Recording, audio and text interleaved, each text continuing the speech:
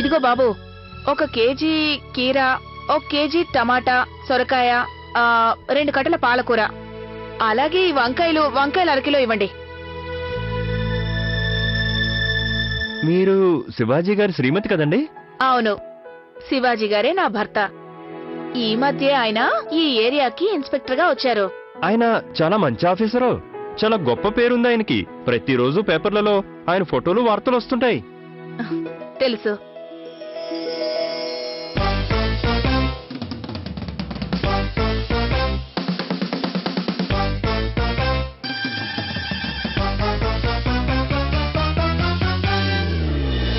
అరే ఇదిగో ఆగాగు.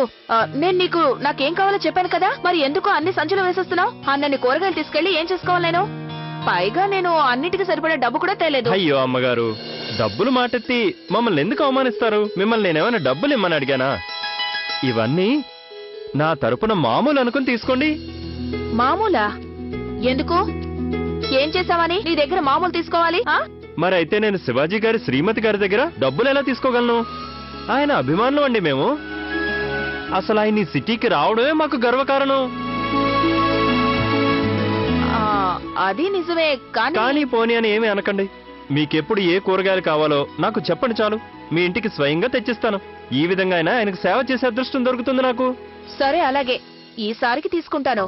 కానీ ఇంకోసారి తీసుకున్నప్పుడు నువ్వు డబ్బులు తీసుకోవాలి, సరేనా? అలాగే అలాగే అలాగేనండి. ఇంకా ఏమైనా కావాలంటే చెప్పండి. వద్దు, చాలు, వెళ్ళొస్తాను. అలాగే అమ్మా, నమస్తే. బామ్మగారు, కూరగాయలు తాజాగా ఉన్నాయా? ఆహా, చాలా తాజాగా ఉన్నాయి. వీటిని చూస్తుంటే నా కళ్ళు చల్లబడ్డాయి. బామ్మగారు ఇదిగోండి, డబ్బులు తీసుకోండి. అరే, డబ్బులన్నీ అలాగే ఉన్నాయి, మరి కూరగాయలు ఎలా కొన్నావు? అయ్యో బామ్మగారు, అతను డబ్బులు తీసుకోలేదు. ఎంత చెప్పినా శివాజీ గారి ఇంట్లో వాళ్ళ దగ్గర డబ్బులు తీసుకోలేను అన్నాడు. ఎందుకు? అతను శివాజీ దగ్గర అప్పు తీసుకున్నాడా? లేదు బామ్మగారు, ఆయన ఇతనికి తెలుసంట. ఏమన్నాడంటే శివాజీ గారు ఈ సిటీకి రావడమే గర్వకారణం అన్నాడు. అతను ఇంకా ఏమన్నాడంటే ఈసారి మనకి కూరగాయలు కావాలంటే స్వయంగా తనే ఇంటికి తెచ్చిస్తానన్నాడు. ఆయన గట్టిగా చెప్పాను, ఈసారికి నువ్వు ఇచ్చిన కూరగాయలు తీసుకుంటాను, మరోసారి వస్తే డబ్బులు తీసుకోవాలి అని చెప్పాను. ఆయన మీరే చూస్తారుగా, తను అస్సలు తీసుకోడు. శివాజీ గారంటే తనకెంతో గౌరవం, అభిమానం. నీకు తెలుసా తనెందుకు శివకి ఇంత గౌరవం ఇస్తున్నాడో? ఎందుకంటే మన శివ నీతి నిజాయితీలున్న పవర్ఫుల్ పోలీస్. నువ్వు కూరగాయలు ఊరికే తెచ్చి వాడి నీతి నిజాయితీలపై, వ్యక్తిత్వంపై బురద చల్లావు. అయ్యో బామ్మగారు, ఇందులో నేను చేసిన నేరమేంటి? నేనేమైనా బండివాణ్ణి ఊరికే కూరగాయలు ఇమ్మన్నానా? నేను ఇస్తున్న డబ్బులు తీసుకోకపోతే ఏం చేయను? అప్పుడు నువ్వు తీసుకోకుండా రావాల్సింది. నాకు విషయం చెప్పు. నువ్వు నిజంగా డబ్బులిచ్చి కూరగాయలు తెచ్చుంటే ఇన్ని తీసుకొచ్చేదానివా? మనకు కావలసిన కూరగాయలే కొని తెచ్చేదానివి. ఊరికే ఇచ్చారు కదా అని ఎక్కువ తెచ్చేశావు. ఇది దురాశ కాదా? దురాశ చాలా పెద్ద నేరం. మనిషిలో ఒకసారి ఇది మొలకెత్తిందంటే సర్వనాశనం చేసేస్తుంది. బామ్మగారు, మీరు చెప్పింది ఇప్పుడు అర్థమైంది. నేనిప్పుడు లంచం తీసుకున్నట్లేగా? అవును, నేను కూడా విన్నాను, ఏ వస్తువు కూడా ఊరికే దొరకదు అని. దాని విలువ ఎవరో ఒకరు చెల్లించాల్సుంటుంది. దీనర్థం ఆ కూరగాయల బండివాడు శివాజీ గారితో ఏదైనా తప్పు పని చేయించాలని ఆలోచిస్తే? అలాగే ఆలోచిస్తాడు. అందుకని వెళ్ళి ఆ కూరగాయలకి డబ్బులు ఇచ్చేసిరా. మనకి ఊరికే వచ్చేది ఏదీ వద్దు. అయినా కష్టపడి సంపాదించే దాంట్లో వచ్చిన తృప్తి ఊరికే వచ్చిన దాంట్లో ఉండదు, తెలుసా? అవును బామ్మగారు, పొరపాటు చేశాను. నేనిప్పుడే నా పొరపాటును సరిదిద్దుకుంటాను. నా పిల్లలందరూ నిజంగానే బోళా శంకరులు. భగవంతుడా, ఈ అమాయకులకి ఏ ఆపద రాకుండా చూడు తండ్రి.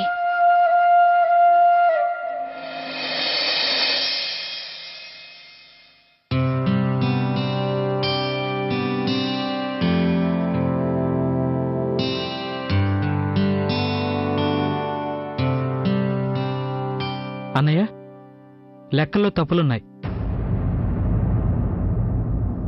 అదిగో చూడండి, ఆ లెక్కలో తప్పుంది. లెక్కలో తప్పుండే ఛాన్సే ఉండదు. అయినా మరొకసారి చెక్ చేసి చూస్తాను. అవును కిట్టు, లెక్కలో తప్పుంది. ఏంటి సంగతి కిట్టు, ఇలా చూసి అలా పట్టేశావు? దీంట్లో ఏముందన్నయ్య, నేను నోటి లెక్కతో చేసేస్తాను. మీరు క్యాలిక్యులేటర్ వాడి కూడా తప్పు చేస్తున్నారు. ఇలా ఇవ్వండి, నేను సరిచేస్తాను.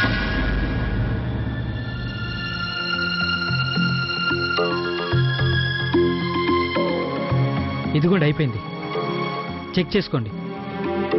అనయ్య నేను ఒక మాట చెప్పనా మీకు? ఉమ్, ఈ లెక్కలు పొద్దులు ఇకపై నాకు వదిలేయండి, ఆ పని నేను చూసుకుంటాను. 2 నిమిషాలు ఈ పని కోసం మీరు 2 గంటలు కష్టపడ్డం ఎందుకు?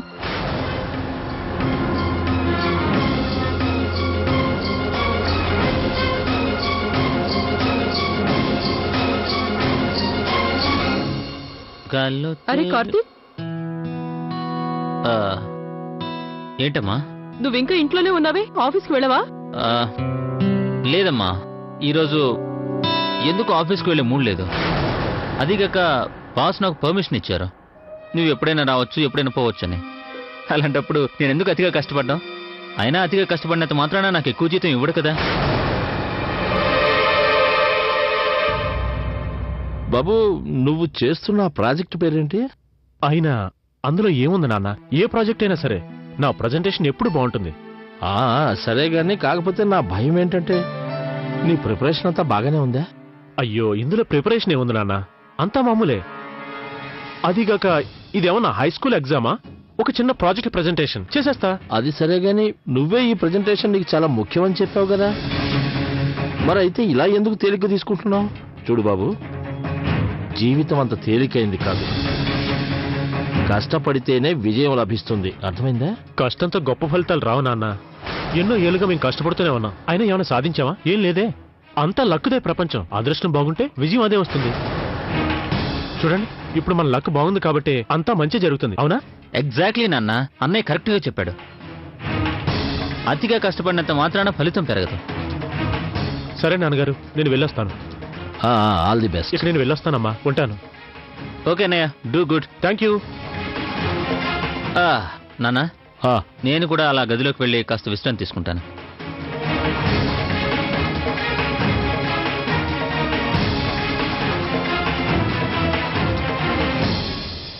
ఈరోజు పిల్లల మాటలు వింటుంటే నా మనసెందుకు ఆందోళన పడింది.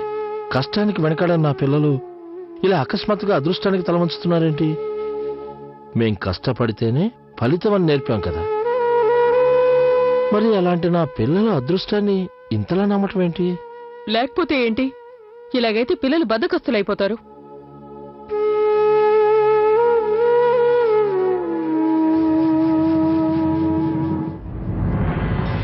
ఉమేష్, ఏమైంది బాబు? ఏం లేదమ్మా, కిట్టు అకస్మాత్తుగా ఇంటెలిజెంట్ అయ్యాడు, పెద్దవాడయ్యాడు. షాపు లెక్కల పద్దుల విషయంలో తనకు నా అవసరం లేదంట.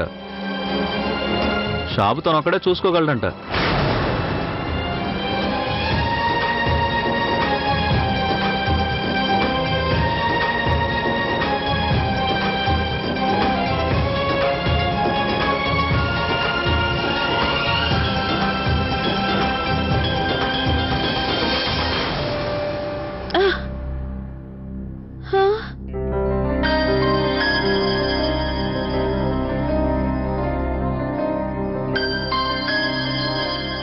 అత్తయ్య గారు ఎక్కడికి వెళ్ళుంటారు? కిచెన్ లోకి వెళ్ళుంటారేమో. అత్తయ్య గారు, ఇది చూడండి, మేము లాటరీ టికెట్ కొన్నాం. చూడు ప్రియా, ఈ అనవసరమైన ఖర్చులు చేయాల్సిన అవసరం నీకేమొచ్చింది? అనవసర ఖర్చు కాదత్తయ్య, ఇన్వెస్ట్మెంట్ చేశాం. ఐఎమ్ షూర్ ఈసారి ఈ నంబర్కే లాటరీ వస్తుంది, అంతే కదక్క? ఎవరన్నారు? లవ్లీ అంది. అదండి అత్తయ్య గారు, లవ్లీ ఏమందంటే మన టైం ఇప్పుడు బ్రహ్మాండంగా నడుస్తుందని. అందుకని మేము ఇంత మంచి టైం నడుస్తుంది కదా, ఈ టైంలో మన అదృష్టాన్ని ఉపయోగించుకుందాం అనుకున్నాం. అత్తయ్య గారు, ఇంట్లో హాయిగా కూర్చునే పెద్ద మొత్తం డబ్బు వస్తుంది. చూడమ్మా, ఇలా లాటరీలు కొండాం మంచి పద్ధతి కాదు. ఒక విషయం గుర్తుపెట్టుకోండి, కష్టపడిన సొమ్ములో ఉన్న ఆనందం ఇంకెందులోనూ ఉండదు. ఎంత తేలికగా వస్తుందో అంతే తేలికగా వెళ్ళిపోతుంది. అత్తయ్య గారు, మీ ఆలోచన పాతకాలం నాటిది. ఇప్పుడంతా షార్ట్ కట్ దే రాజ్యం. ఈ రోజుల్లో మనుషులు రాత్రికి రాత్రే కోట్లు సంపాదిస్తున్నారు. అవునత్తయ్య గారు, మీరింకా లాభ నష్టాల గురించి ఏమాత్రం ఆలోచించకండి. నా ఉద్దేశం ఏంటంటే మన టైం బాగున్నప్పుడు ఏ పని చేసినా లాభమే కలుగుతుంది.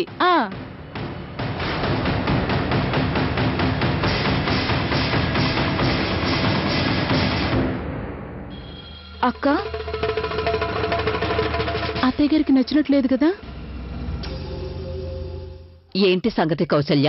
ఈ రోజు నీ మొహంలో ఏదో తెలియని విచారం కనిపిస్తోంది. అత్తయ్య గారు, జీవితంలో మొదటిసారి పిల్లల ఆలోచనలతో మా అభిప్రాయాలు కలవడం లేదు.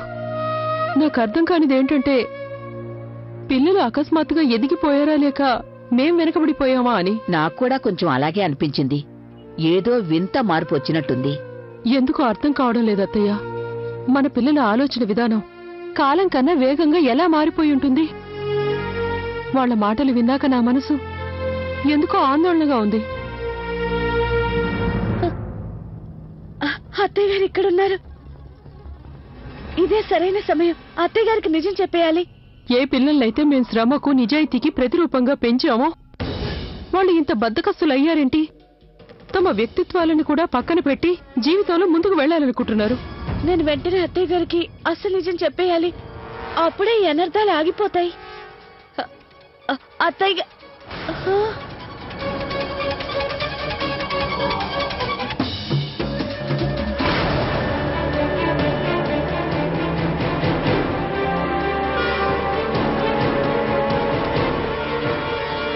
ఏమైంది లవ్లీ?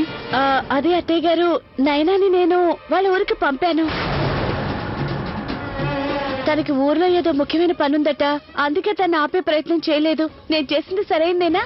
అత్తయ్య గారు, తను అబద్ధం చెప్తుంది. అబద్ధాలు కోరు. నువ్వు ఈ విషయం తనని ఊరు పంపించాక వచ్చి చెప్తున్నావా? నీకు అనిపించలేదా? నువ్వు ఈ నిర్ణయం తీసుకోకముందు మాకు వచ్చి చెప్పాలనే విషయం నీకు గుర్తు రాలేదా? లేక నువ్వు అంత పెద్దదానివైపోయావా? పెద్దవాళ్లతో సంప్రదించకుండానే నిర్ణయాలన్నీ తీసుకునేంతగా? లేదత్తయ్య గారు, అది సమర్థించుకోవాలని ప్రయత్నించుకో. ఇదేం నీకు మొదటిసారి కాదు, అర్థమైందా? నేను గమనిస్తూనే ఉన్నాను. ఈ మధ్య నువ్వు చాలా ఎక్కువ తెలివిని ప్రదర్శిస్తున్నావు.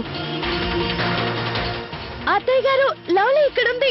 అది నైనా, నేను కాదు. నువ్వు ఏమాత్రం ఆలోచించకుండా ప్రియా మీనాక్షిలకు లాటరీ కొనమని సలహా ఎందుకిచ్చావు?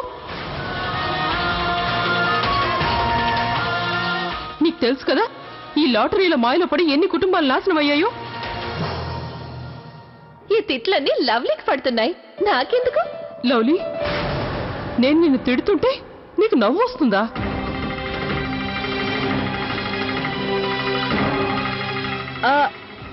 అత్తయ్య గారు, మరి నా వల్ల తప్పైంది. అసలు ఇక తప్పు చేయను. అవసరం లేదు లవ్లీ. నీలో నిజాయితీ లేదు, నీ మాటల్లోనూ నిజాయితీ లేదు. పదండి అత్తయ్య గారు.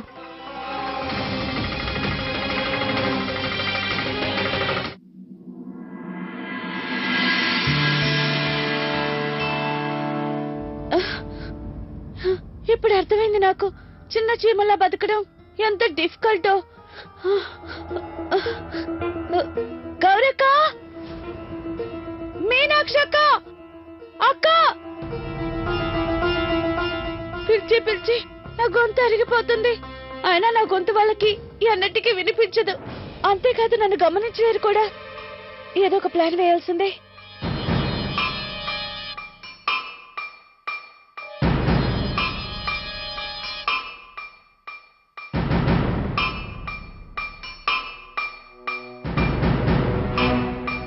అక్క, నా మాట వినండి ప్లీజ్.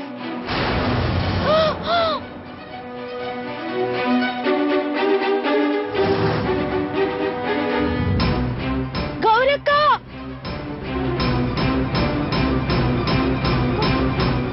అక్క, అక్క,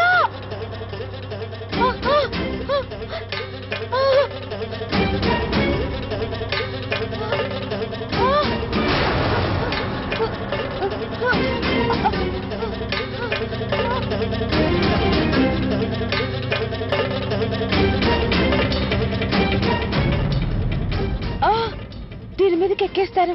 అప్పుడైనా అక్కకు నేను కనిపిస్తాను. అక్క, నేను లవ్లీని ఇక్కడున్నాను. ఇటు చూడండి.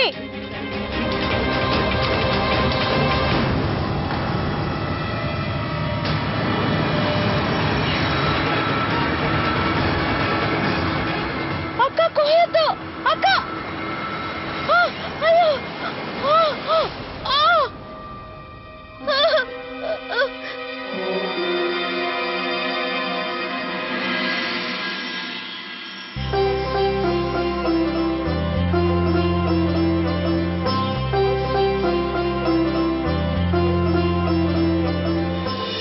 చాలు చాలు. అత్తయ్య, ఈ సలాడ్ చూడండి, ఎంత ప్రేమగా చేశాను. చాలా బాగుంటుంది. అయ్యో, నీకు తెలియదు కదా, అత్తయ్య గారికి సలాడ్ అంటే ఇష్టం ఉండదు. అయినా చూస్తుంటేనే తెలుస్తుంది. ఒకసారి రుచి చూసి చెప్తాను. నేను ఇందులో నుంచి బయటకు వెళ్ళటం అసాధ్యం. పైగా ఆ లాగిని నన్ను ఇలా చూసిందంటే ఇంకెలాంటి మాయలు నా మీద ప్రయోగిస్తుందో ఊహించడం కష్టం. ఇప్పుడు నేనేం చేయను?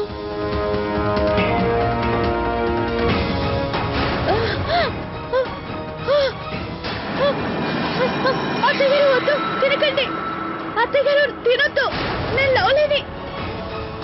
వద్దు అత్తగారు, వద్దు అత్తగారు.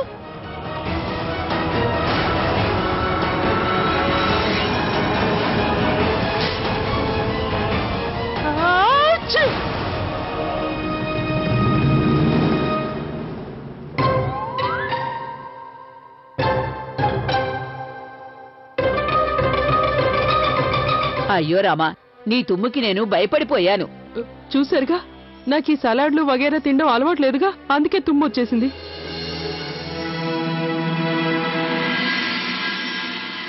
మీరంతా బయటకెళ్ళండి, వెళ్ళండి. ఏంటి, మేము వెళ్ళిపోతే ఒక్కదానివి ఇంత పని ఎలా చేస్తావు? మేమంతా ఉన్నాగా తలా ఒక పని చేస్తాం. నేను చేస్తాను. మీరు ఇక్కడి నుంచి బయటకెళ్ళండి, మీ గదుల్లోకి వెళ్ళి హాయిగా విశ్రాంతి తీసుకోండి. వెళ్ళండి. అయ్యో, అంత అరే, తేలిగ్గా వెళ్ళకు, ఇన్ని చెప్తున్నాను పనులు కదా అక్క. ఒక్కదానివే వెళ్ళాలి. అయ్యో, వెళ్ళకు ఎలా అంటే. చేస్తావు? అరే, వెళ్ళండి అక్క.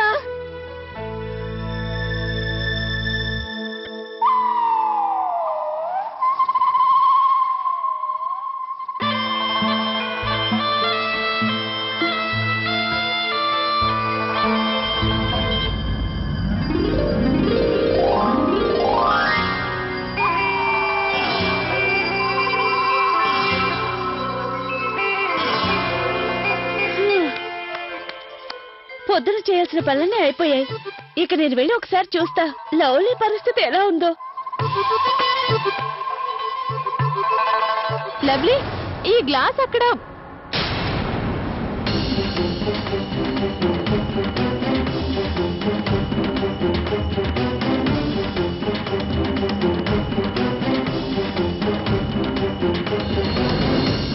అరే దేవుడా, ఏ లవ్లీ, ఇంత ఇంటి పని నువ్వొక్కదానివే ఎలా చేసావు?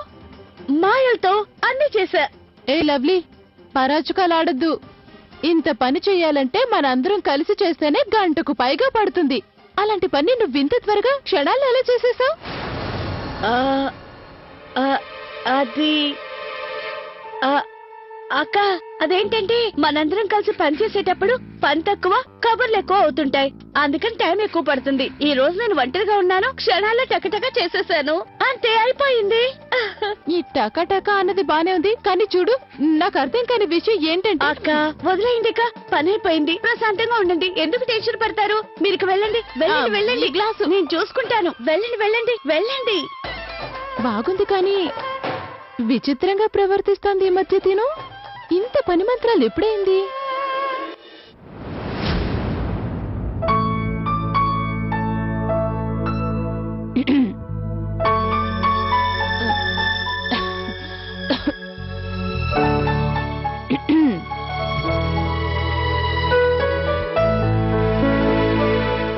కిట్టు గారు, మీరిప్పుడు వీటితో ఏం చేస్తున్నారు? నీకు చెప్పినా అర్థం కాదులే. అయ్య బాబోయ్, ఇలా ఎప్పటి నుంచి? నా తెలివితేటలకు అందనంత గొప్ప పని మీరేం చేస్తున్నారు? నేను చేసే ప్రతి పని నీకు తెలియాల్సినంత అవసరం ఉందంటావా? నువ్వు వెళ్ళి నీ పనులు చూసుకొని నన్ను నా పని చేసుకో. నువ్వు అది కాదు. మన గది ఎలా ఉందో చూడు, ఎంత దుమ్ము పట్టిందో. అదేంటి కిట్టు గారు, గది శుభ్రంగానే ఉంది కదా. నీతో మాట్లాడడం వల్ల ఏ లాభం లేదు.